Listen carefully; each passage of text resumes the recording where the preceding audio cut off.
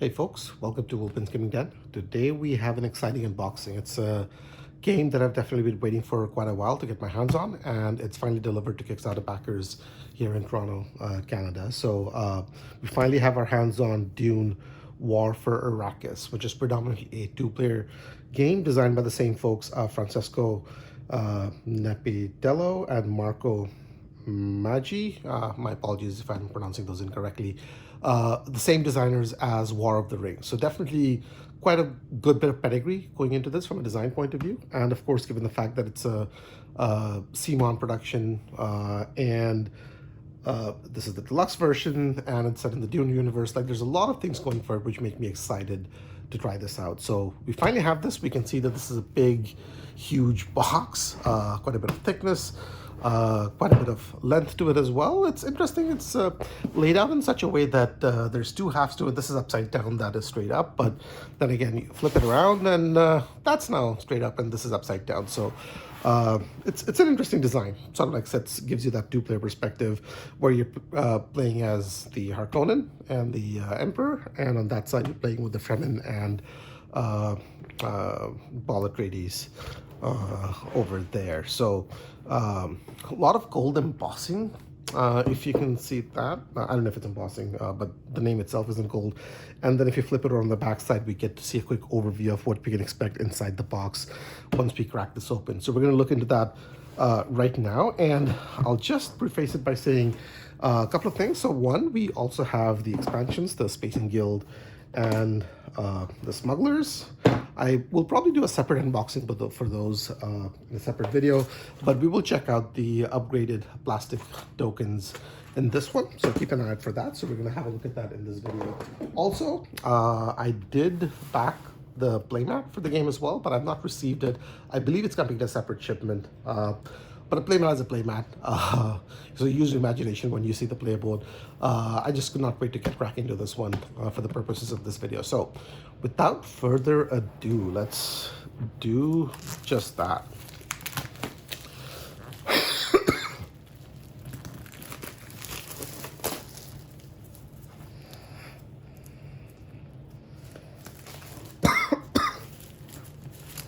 Apologies for that, just have a bit of a cough going on right now from a slight cold.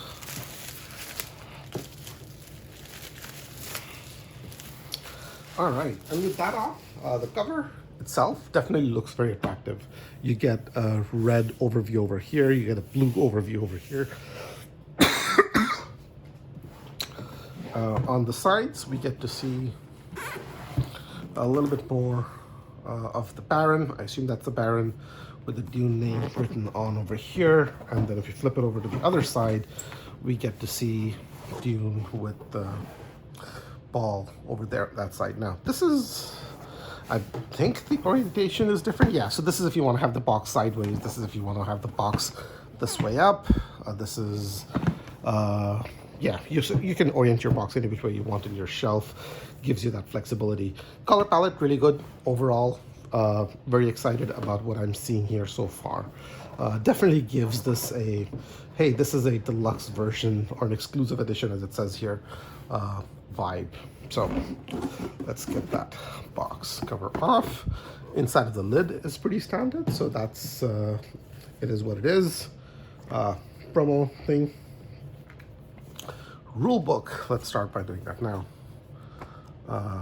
Not a small rulebook. There's definitely quite a few pages to it. There's a table of contents.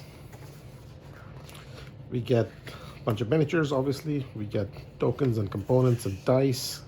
Additional components for 3 to 4 play games. So looks like you can play this at a higher player count as well if you want. But I do know that the main game is designed for 2 players. So keep that in mind as you look at it. Finally get to setup. There's quite a few pages before we get to setup. So that's interesting.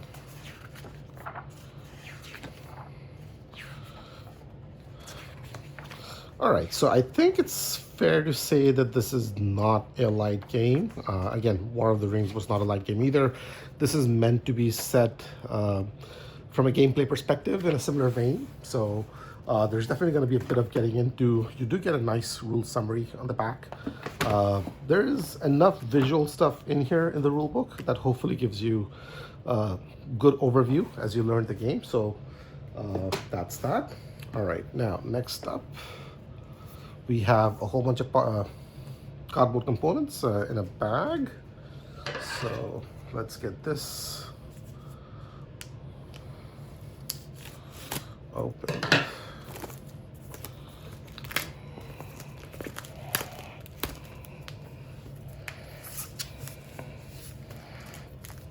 Oh, we might need those scissors again. Let's do that.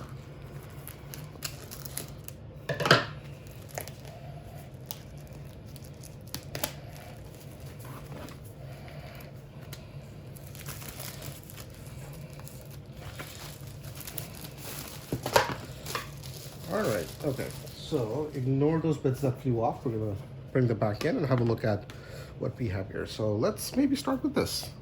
We have House Atreides, some sort of a playboard, I imagine. On the back you get this artwork, and then over here, I don't know, maybe you put tokens and dice or tokens, and maybe these are spots for cards, I'm not sure.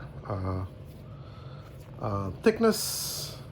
So it's not recessed or dual layered, so that's a little disappointing, but overall thickness is not that bad.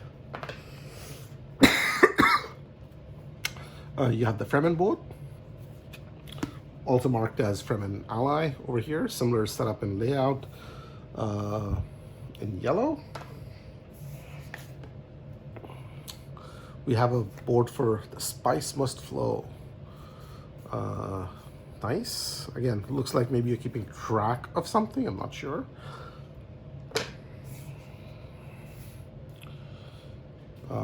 Board for Katie Prime. This is definitely different from the other playboard, so I'm not sure if this is a player board or not. Oh no, it isn't, because you have those others in here. You have a regeneration tank, but you might, I mean, specific players might be using this, I assume. Again, we can see different spots, I guess, for tokens or dice and cards. You have the Siege, so I assume that's probably for the Harkonnens, and then this is probably for the Fremen side. Nice. And then we have the Carino Ally board and the House Harkonnen board, which will look very familiar if you recall what we just saw with the Fremen and the Atreides board. So these are the cardboard punch-outs. We have different, I assume these are things that you can put out on the game board somewhere. We dropped one. So there's 3 of these. And then other counters and tokens. I just want to have a quick look at the thickness of this. Let's see. It's okay. It's average. It's neither super excellent nor is it bad. I'm happy with those. I think they should be fine. But again, we'll probably be replacing a bunch of those with the plastic tokens we have here anyway. So not too worried about that. All right, so I'm going to move this stuff off to the side because I want to make space for what we have in here. So let's bring this out, and then underneath it looks like we have the game board, so we'll check that out at the very end. Right, these I assume are the miniatures and everything else by the look of things. All right, so we have quite a few of these to get through, so let's see how we can do. Now these are the dice. There's quite a few of them. Hopefully enough for both players. I don't know if there's enough for 4 or not, but just given the fact that you're playing an asymmetric game, hopefully that's enough for at least 2. Let's have a look at some of these. These are etched in. These are nice. They're not giant, but these are rounded edges. Hopefully they roll well, which, yes, they do. So that's good. All right. Let's put this back in. So again, huge, big bag of dice right over here. Now we have some cards. So let's have a quick look at that.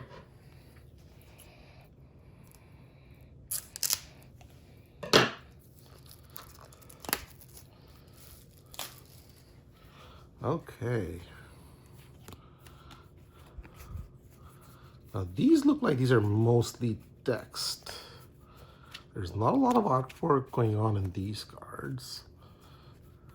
I mean, it looks super functional, but some artwork would not have been remiss. So yeah, and it looks like we have it in 4 different flavors, potentially for the 4 different players if you play up to a 4-player game or something like that. All right, now we do have some artwork, it looks like, on these cards, so I want to check these out and see what's happening in here. Let's see if I can get into it.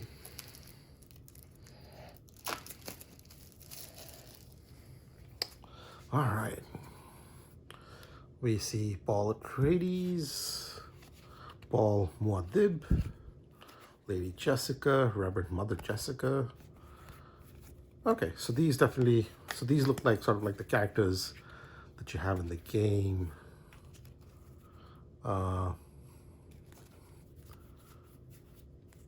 These are good, these are quite detailed. And then again, we have these cards, and these definitely have more detailed artwork on them. I wish the artwork was maybe a little bit bigger, because it looks like there's definitely a full background and a lot of detail in them. But yeah, so you can see, you know, the size of the cards themselves. These look like standard. Aren't they standard? I'm not really sure. Actually, I'll have to double check. It looks a little too narrow for that. But yeah, I definitely like the artwork on these. And then these are different. Okay. And then quick look at the back. So there's a whole variety of cards in there. So that's that. And then we have some more over here. So let's crack into this and see what's happening with this guy.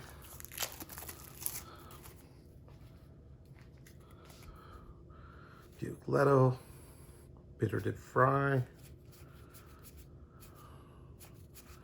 All right, so more of those cards from there. So I'm not sure if this is like if you're playing with extra players or whatnot, like, or maybe it's just there wasn't enough space for that in there. So we're gonna put this overall card stock. We do want to confirm that is good. I think. Yeah, I'm happy. It's a shiny finish to it, but maybe I'm going to put on some matte sleeves on that if I can find it for the right size. Then yeah, thickness looks good over there, so I'm pretty happy with that. Now we have a draw bag that's nicely curled up. Not a huge draw bag. You can see it's more squarish, but it's enough for you to put your hands in and draw something. So, and it has a nice velvety finish. This has a nice texture to it. Overall, pretty happy. All right, now I'm not going to go through all the miniatures, but we're going to have a quick look at some of them. These are well detailed. I like it. These are not too bad. These are obviously all the same, I assume. And then we have these guys. Again, these miniatures are a little on the smaller side for my taste. I would have hoped for something a little bit bigger. But the level of detail on them is not bad. Again, maybe I'm being a little generous when I say not bad, but it's not bad. Again, just given the size, again, I should put that in context. You can see sort of like the details with the headdress over there, right? Nice. Maybe let's have a look at a couple more.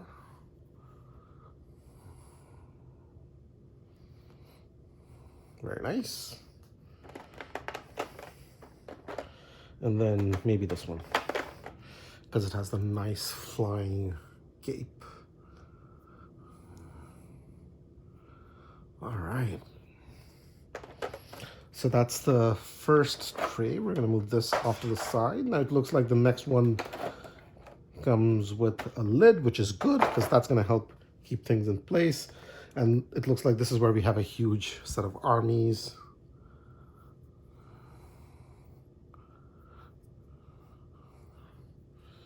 Very nice. I think we have this upside down for us, so let's maybe turn this around.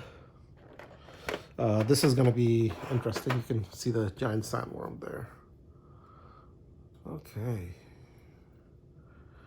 This is much nicer. It's a little bit bigger. You can, and again, a little bit bigger is mainly due to the size of the banner that's right next to it. But this makes characters like this will pop a little bit more out on the game board, right?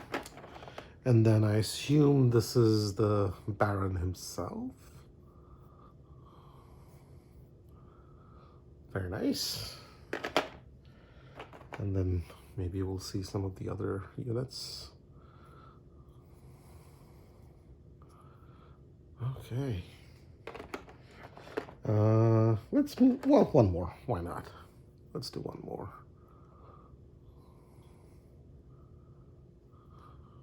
Very nice. All right.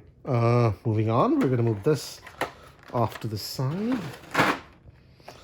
We have another lid that we'll take off.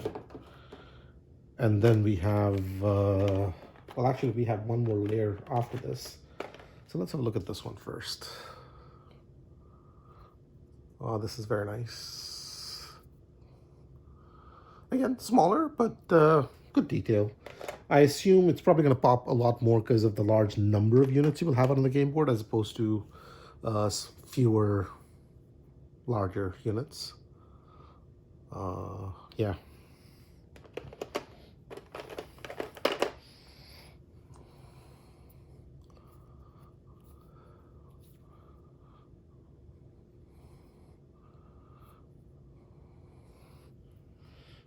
Okay. I don't think we had a look at this guy yet.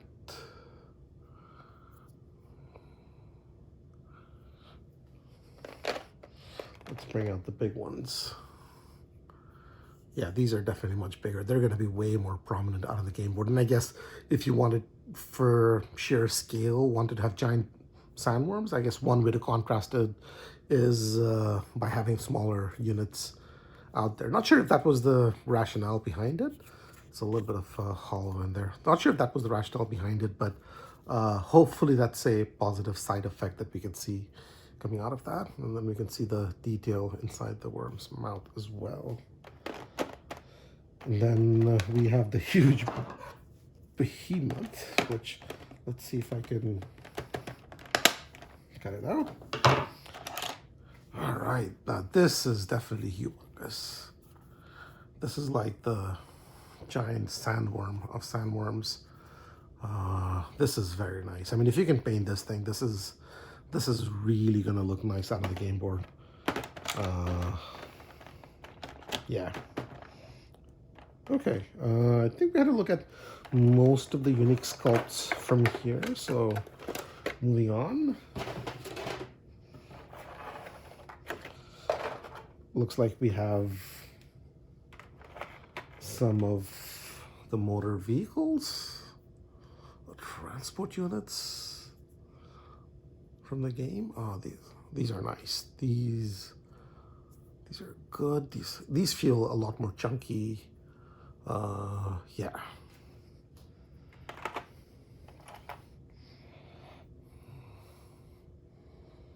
So the tornicopters, I think, right? Okay, let's have a look at these larger flying units.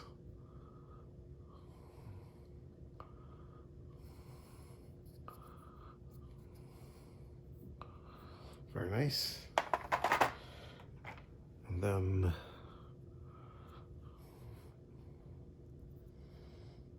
these are more like structures as opposed to units, I guess.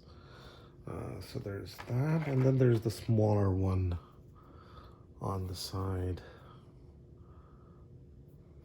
I mean, you've seen some of the smaller ones earlier, so it's pretty similar to those. So, okay. All right, so I'm going to quickly put these aside, and then we'll come back and have a look at the game board. All right, so we're done moving all of those off to the side. We've got those miniatures back in this box. Now we're going to have a look at what else we have remaining here, which I think is mainly just the game board at this point. And it looks like a pretty large one. So let's move stuff off to the side as best as we can. We're gonna crack into this.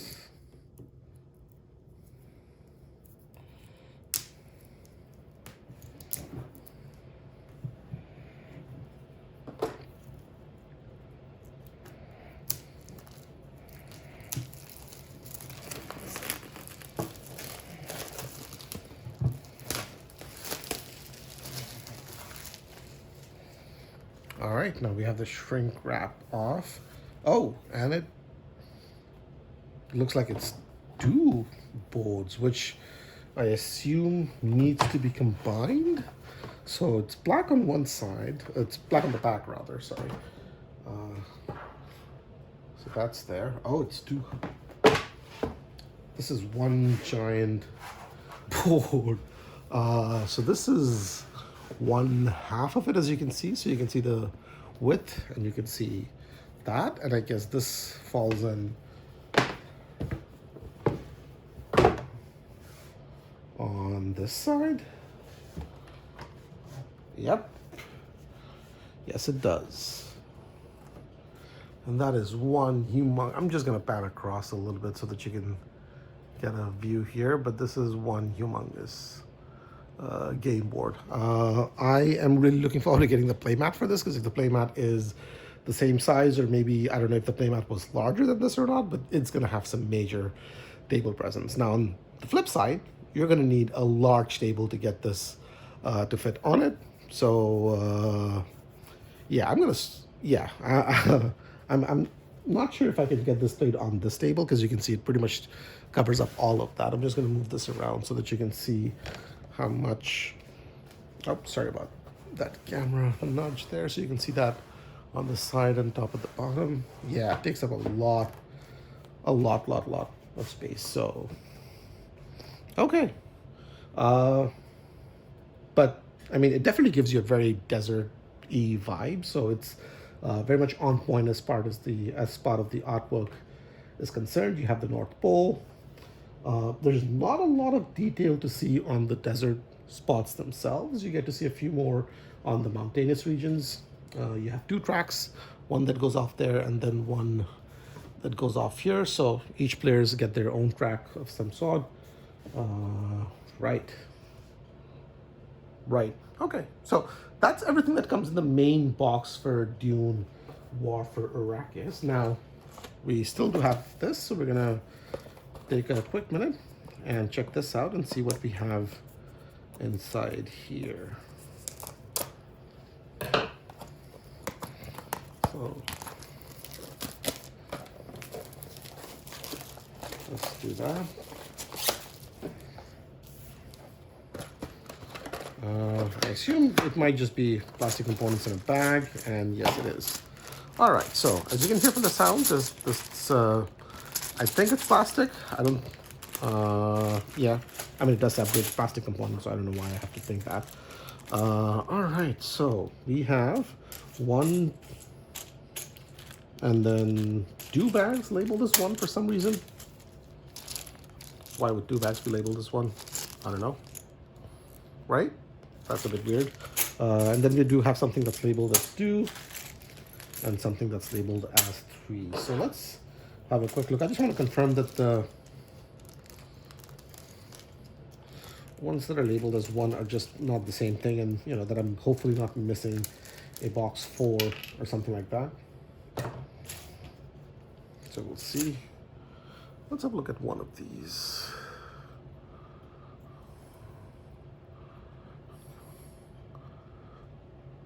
Yeah, so it's nice. It's a good level of detail. There's definitely indentations as well. So it's not like one straight piece of plastic. It's there's grooves and whatnot in here, so that's quite good. Let's have a look at some of the other pieces. Yeah, and then these are higher. There's definitely depth within the pieces as well, so that's quite good. Oops, drop that. We'll pick that up in a second.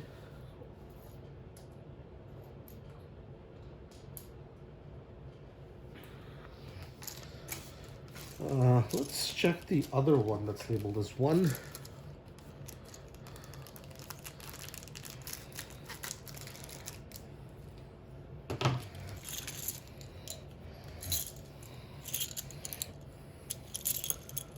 So we can see all of these. Again, they look very similar. I mean,